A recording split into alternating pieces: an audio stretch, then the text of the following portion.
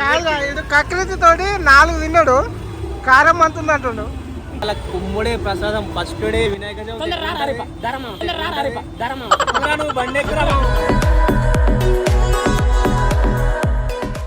అక్కడ గణేశుడు ఉన్నాడు కానీ అక్కడ స్టార్ట్ చేయలేదు. సో తర్వాత చూద్దాం.